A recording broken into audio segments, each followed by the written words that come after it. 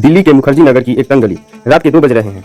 पूरा शहर सो रहा है, लेकिन 10 बाय 10 के एक छोटे से कमरे में एक लड़का अपनी आंखों में नींद लिए चाय की चुस्कियां लेते हुए इतिहास की मोटी किताबें पलट रहा है। बाहर चाय की दुकान चलाने वाले पिता को लगता है कि उनका बेटा अफसर बनेगा, लेकिन वो लड़का जानता है कि उसके पास यह आखिरी मौका है।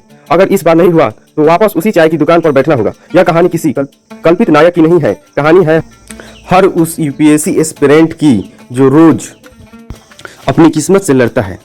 उसने जब यूपीएससी की तैयारी शुरू की थी तो जोश आसमान पर था। पहला प्रयास प्रीलिम्स में क्लियर नहीं हुआ, समाज ने हंसकर कहा चाय वाले का बेटा कलेक्टर बनेगा।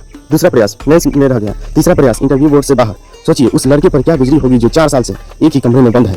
दोस्त आगे निकल गए, शादियां हो गई, कॉर्पोरेट में लाखों पैकेज मिल रहे हैं और उसने आज भी उसी 10 बाय 10 के कमरे में टेस्ट सीरीज सॉल्व कर रहा था। उसकी माँ बीमार थी, पिता की रीढ़ की हड्डी में दर्द था, लेकिन वो बूढ़े हाथ सिर्फ इसलिए चाय का केतली उठा रहा था ताकि दिल्ली में बैठे बेटे की किताबों की पैसे कम ना पड़े। चौथे प्रयास से ठीक एक रात पहले उसके हाथ कांप रहे थे। उसने अपने पिता को फोन किया।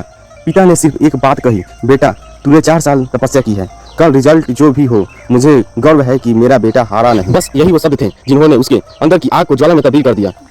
परीक्षा हॉल में वो रमेश नहीं बल्कि पिछले 4 साल का उसका दर्द, उसके पिता के छालों से भरे हाथ और माँ के आंसू पेपर लिख रहे थे। और फिर आया वो दिन, यूपीएससी का फाइनल रिजल्ट। पीडीएफ में रैंक 42 के आगे लिखा था रमेश कुमार।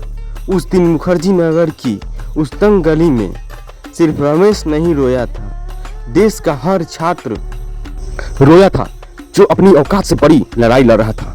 याद रखना, यूपीएससी सिर्फ एक एग्जाम नहीं है, यह तपने की प्रक्रिया है। अगर आज की तुम्हारी रातों की नींद उड़ी हुई है, अगर आज तुम्हें लग रहा है कि सब कुछ खत्म हो गया है, तो समझ लेना कि तुम लबासना के गेट के बेहद करीब हो। उठो, पढ़ो और तब तक मत रुको जब तक नाम के आगे IAS न लग जाए।